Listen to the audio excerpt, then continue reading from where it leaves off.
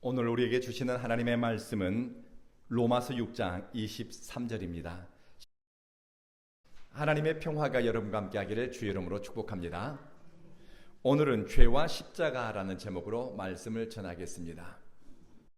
죄에 대한 인식과 죄에 사로잡힌 자신에 대한 깨달음으로부터 인간은 구원을 향한 영적 여정이 시작됩니다. 오호라 나는 곤고한 자로다. 이 사망의 몸에서 누가 나를 구해낼까? 이 탄식을 하는 사람은 한없는 겸손함으로 신의 은총과 자비를 구하게 됩니다. 저는 오늘 죄에 대해서, 그리고 죄가 어떻게 인간을 길들이는지, 그리고 폭력적으로 죄는 어떻게 사람의 삶을 망가뜨리는지, 죄의 영향력과 인간이 할 수 있는 가장 위대한 선택이 무엇인가에 대해서 말씀을 전하겠습니다. 오늘 우리가 읽은 로마서 6장 23절에는 인간의 비극과 하나님의 은총이 같이 담겨 있습니다. 우리는 죄에 대해서 생각할 때 살인, 간음, 거짓말, 도둑질 이런 것들을 죄라고 생각합니다. 죄에 맞습니다. 그러나 성경이 말하는 죄의 뿌리는 단순히 행동에 대한 결과보다 더 깊은 것에 대해서 이야기합니다. 인간에게 가장 큰 죄가 무엇일까요? 그것은 하나님 없이 살겠다는 것입니다. 하나님 없이 내가 내 삶의 주인이 되어서 살겠다는 것입니다. 선악과는 보암직도 하고 먹음직도 하고 지혜롭게 할 만큼 탐스러운 과일이었다라고 성경은 소개합니다. 선악과를 따먹은 인간의 후손은 내 눈에 좋은 것을 탐합니다. 내 욕망을 충족시켜줄 것을 목적으로 삼습니다. 내 가치와 기준을 판단의 선택으로 삼습니다. 이것이 선악과를 따먹은 인간의 후손들이 겪는 비극입니다. 피조물은 하나님 도움 없이는 온전히 설 수 없습니다. 하나님과 사랑의 소통 없이는 살아있는 존재로 우리는 존재하기가 어렵습니다. 그런데 마귀는 하나님 없는 삶, 하나님 없는 선택을 하도록 유혹하고 자극합니다. 자기 힘으로, 네 판단대로 자기 능력껏 사는 삶을 한번 멋지게 살아보라고 합니다. 하나님의 뜻보다 내 욕망이 앞서고 하나님의 말씀보다 세상에서 들려온 소리가 더 크고 선명하게 들려온다면은 선악과를 따먹는 선택이라도 망설임이 없습니다. 불순종은 죄를 낳고 죄는 은혜의 자리에서 멀어지게 합니다. 은혜의 자리를 떠나 내가 주인이 되고 내가 하고 싶은 대로 자유롭게 선택하며 살다 보면은 모든 것이 잘 될 것 같고 편안할 것 같고 인생이 신날 것 같지만 그것이 아니더라고요. 하나님의 명령과 하나님의 말씀이 주는 질서가 사라지면 내가 원하는 대로 애녹성이라고 하는 성을 쌓을 수는 있습니다. 내가 바라는 대로 길을 만들고 내가 원하면 바벨탑이라도 만들 수가 있습니다. 그런데 범죄한 인간이 그렇게 살아보았더니 가장 먼저 공동체 안에 들어온 것은 형제 살인이었습니다. 사회적 관계와 연대가 깨졌습니다. 신뢰가 무너지고 사람들은 서로를 경쟁과 견제의 대상으로 이해하기 시작했습니다. 심지어 한 어머니에게서 난 아들과 아들, 형제가, 부모, 자매가 서로 다투고 견제하고 경쟁하고 죽이고 때리고 폭력적으로 변하는 그런 상황에 처하게 되었습니다. 그리고 인간은, 하나님을 떠난 인간은 성을 쌓지요. 그런데 그 안에 쌓인 것은 무엇일까요? 자기 이름을 내고자 하는 욕망과 탐욕이었습니다. 그리고 바벨탑도 쌓았습니다.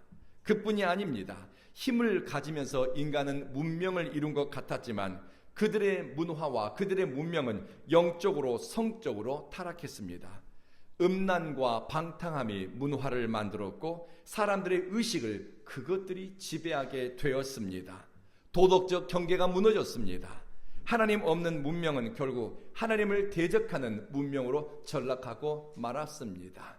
하나님 없는 삶을 살아내겠다라고, 하나님 없이도 잘 살 수 있다라고 생각하는 사람은 오만입니다. 교만입니다.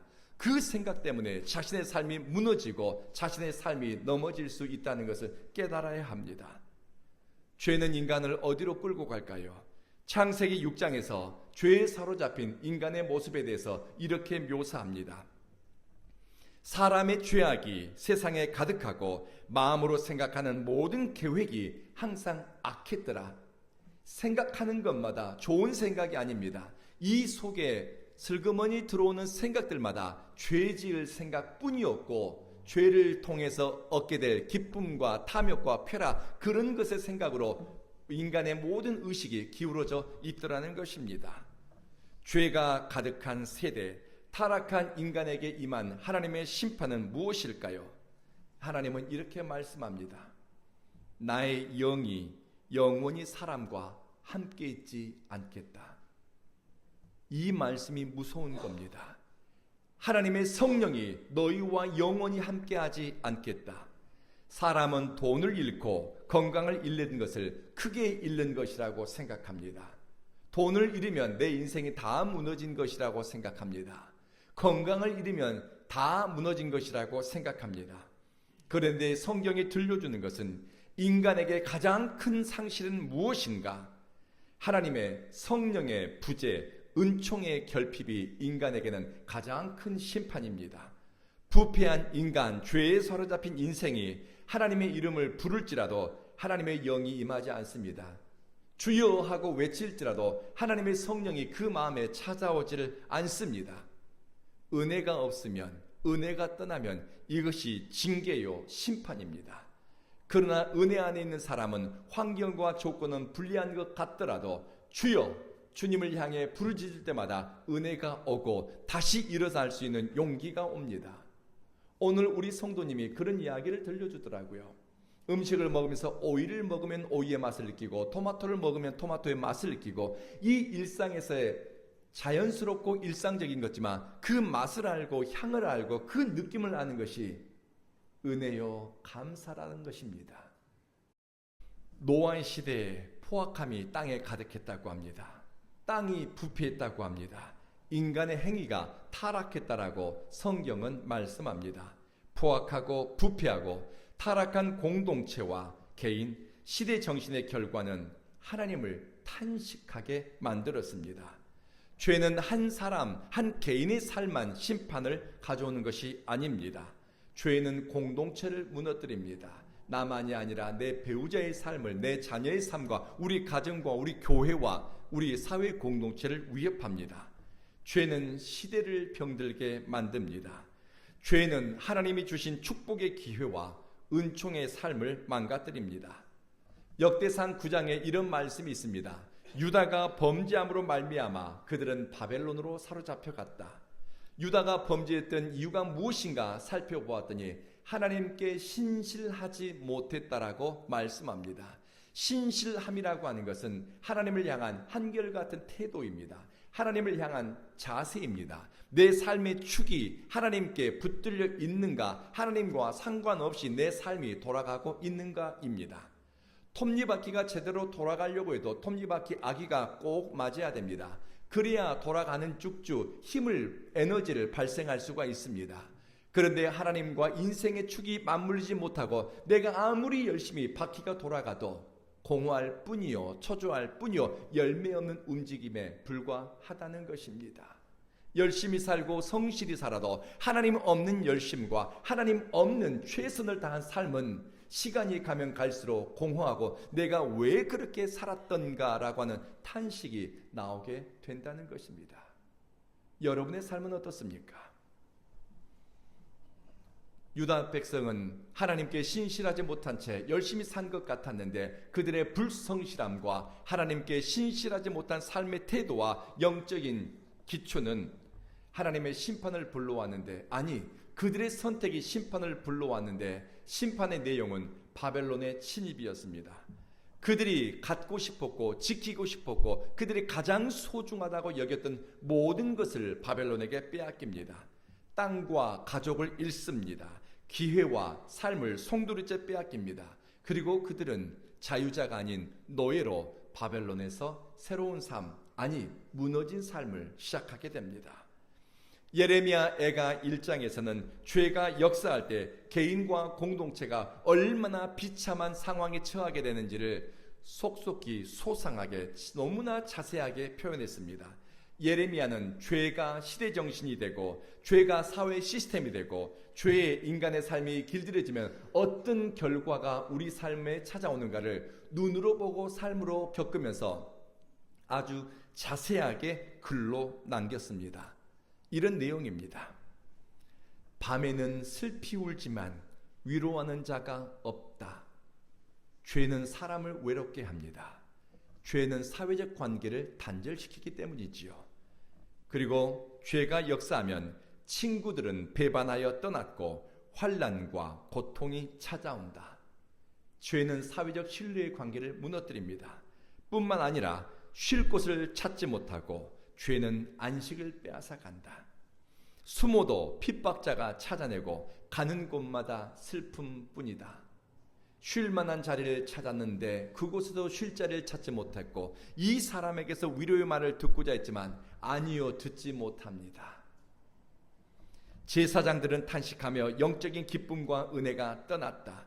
하나님의 임재가 없으니 고독과 허무, 불안과 초조함이 일상이고 이 삶 속에 안식과 평안이 없습니다. 성경은 이야기합니다. 평온한 마음은 육신의 생명이다. 마음의 평화가 사라져버리니 먹어도 배부르지 않고 마셔도 갈증이 가시지를 않습니다. 그리고 죄가 역사하니 우리 어린아이들이 대적에게 노예로 붙잡혀갔다. 아이들이 붙잡혀가게 되면 그 민족 공동체 미래가 없고 대가 끊겼다는 것입니다. 존귀한 자가 몰락하고 물 한 방울 묻히지 않고 살던 사람들이 노예로 전락하더라. 죄의 결과입니다. 죄는 인간의 존엄성을 무너뜨립니다. 먹거리를 구하지만 늘 배고프다. 만족이 없고 충만함이 없습니다. 죄가 역사하니 죄악의 멍에에 묶여 심령이 꼼짝 못하고 눈에서는 눈물이 마를 날이 없다. 여러분, 이것이 무슨 사람 사는 삶입니까? 그리고 더군다나 예레미야는 이렇게 이야기합니다. 죄가 역사하면 집에 들어가는 것이 두렵고 밖에 나가도 죽음에 눌려 겁이 나서 나가지를 못한다. 절망의 절정입니다. 죄는 안식과 위로가 있어야 돼 가정을 무너뜨리니 집에 들어가는 것이 겁이 난대요. 혹시 여러분 가운데 집에 들어가는 것이 겁이 난 적이 있었던 분이 있습니까? 집에 들어가게 되면 이제 쉴 수 있겠구나. 퇴근길이 편안하고 그리고 집에 머무르는 시간이 위로가 돼야 되는데 죄가 사회 정신이 되고 사회 시스템이 되다 보니 집에 들어가는 것이 겁이 나고 또 집 밖에 나가다니 무서워서 돌아다니를 못하겠대요. 여러분, 예레미야는 이런 세상을 보았습니다. 죄는 한 사람의 실패만이 아니라 공동체의 운명과 그리고 개인의 삶을 망가뜨릴 만큼 강력한 파괴적인 힘을 가지고 있습니다. 그런데 왜 개인과 공동체가 죄 때문에 이렇게 무너지게 되었는가? 성경은 이렇게 이야기합니다. 죄가 너희로부터 좋은 것을 막았느니라. 하나님은 여러분들에게 좋은 것을 주고자 하고 우리의 삶 가운데 좋은 것을 예비하셨지만 죄가 그 길을 막고 있으니 축복의 통로가 우리의 삶 가운데로 향하지 못한다는 것입니다. 죄에 끌려갈수록 사망이 역사합니다.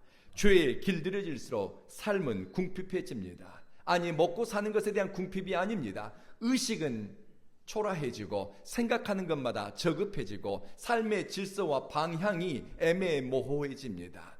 죄에 길들여질수록 말입니다. 의식과 심령은 황폐해집니다. 아침에 일어나도 무엇을 해야 될지, 밤에 잠자리에 들어도 오늘 하루를 내가 왜 살았지, 어떻게 살았지, 방향이 없고 목적이 없으니 허무한 뿐입니다. 왜 살지라는 생각이 들어온다는 것입니다. 죄가 공동체 안에 관영하면 사람 사는 세상이 아닙니다. 그런데 이렇게 절망스럽고 이렇게 죽을 것처럼 힘든데 진짜 문제는 무엇일까? 예레미야 선지자는 이렇게 탄식했습니다. 우리 생명을 회복시켜줄 자가 멀리 떠났다. 우리의 삶을 회복시키고 우리의 삶을 다시 일으켜줄 자가 떠났습니다. 누가 떠났다는 겁니까? 하나님이 떠났다는 것입니다. 더 이상 하나님의 보살핌과 하나님의 시선 가운데 머물지 않는다는 것입니다. 하나님이 울타리가 되어주지 않는다는 것입니다. 어떤 인생이 비참한 삶일까요? 은혜가 임하지 않고 버림받은 삶이요, 은혜 없는 데서 최선을 다하는 삶이 어쩌면 비극적인 삶인지도 모릅니다. 죄의 삭은 사망입니다. 그런데 사망이 무엇일까요? 우리는 육신의 생명이 끊어지는 것을 죽음이라고 생각하지요. 그러나 진짜 사망은 무엇인가? 하나님과 사랑의 관계가 끊어진 상태, 하나님의 생명과 은혜로부터 단절된 상태입니다. 사망의 자리, 사망에 붙잡힌 사람에게는 그곳에는 성령의 인도하심이 없습니다. 사망의 권세에 붙잡힌 사람에게는 은혜와 긍휼이 비집고 들어갈 틈이 없습니다. 하나님의 은총 없이 살아가는 상태가, 하나님을 깨닫고 인식함이 없이 살아가는 그 인생이 영적으로 사망 선고를 받은 사람입니다.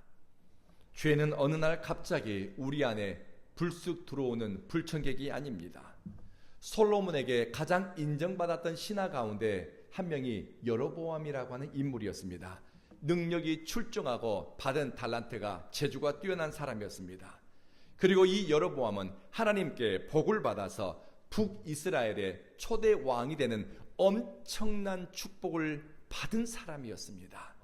이 엄청난 축복과 기회를 가졌지만 그의 내면에는 하나님보다 자기가 으뜸이 되고 싶은 욕망이 들어왔습니다. 땅을 가졌습니다. 백성을 가졌습니다. 권력과 풍요를 가졌습니다. 다 내 것이라고 생각했습니다.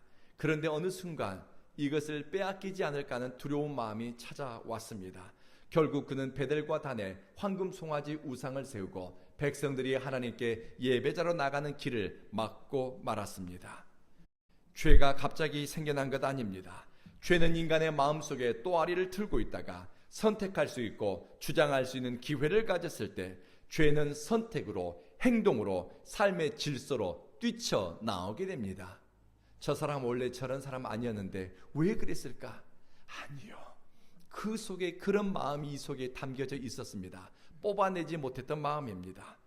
여로보암의 선택은, 그의 죄는 자기만 무너뜨린 것이 아니라 북이스라엘 전체에 죄를 짓게 만들었고, 죄의 얼과 죄의 씨가 얼마나 강한지 한 사람의 죄의 선택이 200 몇십 년 동안 백성들을 괴롭게 만들었습니다. 아버지가 뿌려놓은 죄의 흔적이 자녀들의 삶을 수십 년 동안 고통 가운데 시달리게 할 수도 있습니다. 우리가 울더라도 씨를 뿌려야 되는데 이 씨는 죄의 씨가 아닙니다. 말씀의 씨요, 사랑의 씨요, 은혜의 씨앗이요, 소망의 씨앗이요, 거룩한 가치를 뿌려야 되는 것입니다. 죄가 장성하면 사망이 이른다고 했지요. 해결되지 않는 죄는 자신과 자손들의 올무가 되고 족쇄가 됩니다. 여로보암의 아들 나답은 바사에게 암살당했습니다. 하나님의 축복으로 시작했지만 그의 집안은 비극의 주인공이 되고 말았습니다. 죄의 사함은 철저하게 주님과 인격적인 관계 속에서 주어지는 것입니다. 사람들은 내 눈에 죄의 흔적이 드러나지 않으면 괜찮을 줄 압니다. 과거 죄의 흔적이 지금 내 삶에 문제를 일으키지 않으면 아무렇지 않은 것처럼 살아갑니다. 죄는 있는다고, 시간이 지난다고 잊혀지는 것 아닙니다. 요한일서 1장에 말씀합니다. 만약 죄가 없다고 하는 사람은 거짓말쟁이라고 합니다. 죄를 고백하는 사람, 내 안에 역사하는 죄의 흔적과 그 힘을 느끼는 사람은 하나님 앞에 도와주세요, 살려주세요, 용서해 주세요, 은총을 구하게 됩니다. 인간은 내 속에 역사하는 그 죄의 힘을 내 힘과 의지와 결단만으로 저항할 수가 없습니다. 과거 죄의 흔적을 지워낼 수가 없습니다. 왜 죄의 흔적을 지워내기 어려운 줄 아십니까? 예레미야 17장에 죄의 흔적을 이렇게 기록합니다. 유다의 죄는 그들의 마음판에 철필로 기록되었고 금강석 촉으로 그 죄가 기록되었다라고 말씀합니다. 금강석은 여러분이 아는 것처럼 다이아몬드입니다. 세상에 있는 물질 가운데 가장 단단한 물질이 다이아몬드, 금강석입니다. 이렇게 단단한 금강석 다이아몬드 촉을 가지고 우리의 죄를 하나님이 새겨 놓으셨대요. 무슨 의미입니까? 하나님이 새겨 놓은 그 죄는 지워지지 않는다는 겁니다. 시간이 지난다고 잊혀지지 않는다는 것입니다. 죄는 시간이 해결하거나 망각으로 해결되는 것이 아닙니다. 이런 인간의 모습을 보면서 모세는 탄식합니다. 완악함과 악과 죄를 보지 마십시오. 하나님의 은혜 앞에 설 때마다 우리 속에 있는 죄와 악, 그리고 금강석 촉으로 새겨놓은 그 죄의 흔적을 보니 하나님 앞에서 고개를 들 수도 없다는 것입니다. 바울은 이렇게 탄식합니다. 오라 나는 곤고한 자로다. 이 사망의 몸에서 누가 나를 건져낼까? 성경은 인간은 자기 힘으로 죄를 해결할 수 없다고 말씀합니다. 그렇다면 죄를 대적하고 악을 이기기 위해서 우리는 무엇을 할 수 있습니까? 내가 어떻게 해야 죄 문제를 해결할 수 있는데요? 인간이 할 수 있는 가장 위대한 선택은 예수 그리스도의 십자가를 붙드는 일입니다. 하나님을 떠난 인간, 하나님 없이 살겠다는 인간의 선택과 그 선택에서 파생된 죄의 얼과 뿌리들, 그리고 과거로부터 현재까지 또 미래까지 주인 노릇하게 될 죄의 권세와 죄의 얼을, 죄의 근원을 끊어내기 위해서 예수님은 십자가를 지셨습니다. 죄로 끊어진 생명의 관계를 회복하고 은혜의 길을 열기 위해서 예수님은 당신의 목숨을 내놓으셨습니다. 십자가는 단순한 형벌의 상징이 아닙니다. 하나님과 죄인인 우리 사이에 끊어진 생명의 다리를 다시 회복시킨 하나님의 사랑의 통로입니다. 죄의 삭은 사망이라고 했습니다. 하나님과 끊어진 상태입니다. 그러나 하나님의 은사는, 하나님이 우리에게 주시는 선물은 그리스도 예수 우리 주 안에 있는 영원한 생명입니다. 다시 하나님과 생명으로 이어지고 연결되고 회복된다는 것입니다. 하나님의 죄사함은 완전하고 온전한 죄사함입니다. 에스겔서 18장 22절의 말씀입니다. 집으로 돌아가서 이 구절을 한번 여러분 읽으시고 밑줄을 그었으면 좋겠습니다. 하나님의 말씀입니다. 그가 지은 모든 죄악을 내가 다시 더 기억하지 않을 것이다.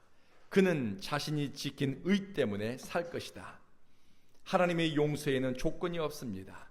말씀을 따라 살고 의롭게 살기로, 하나님이 기뻐하는 삶을 살아내기로 뜻을 세운 사람과 은혜 안에 있는 가련한 인생에게 하나님은 더 이상 과거를 묻지 않습니다. 과거를 기억하지 않습니다. 완전한 용서와 죄사함 때문입니다. 금강석 철필로 우리의 죄를 기억했다라고 하는데, 그렇게 깊게 패인 죄의 흔적이라 할지라도 십자가를 붙잡고 죄사함의 은혜를 구하는 사람에게 하나님은 허물은 사하시고 죄는 덮으시는 줄로 믿습니다.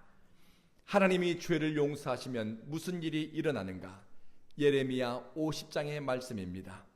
그날에 이스라엘의 죄악을 찾을지라도 없겠고 유다의 죄를 찾을지라도 찾지 못할 것이다. 꼼꼼히 세밀하게 죄의 흔적을 살필지라도 은혜 안에 있는 사람, 예수 그리스도의 십자가 아래에 있는 사람에게선 죄의 흔적을 찾아내지 못한다라고 말씀합니다. 하나님이 용서하시고 죄를 사하시면 아무리 찾고 살펴도 죄를 찾아낼 수가 없습니다. 기억하십시오.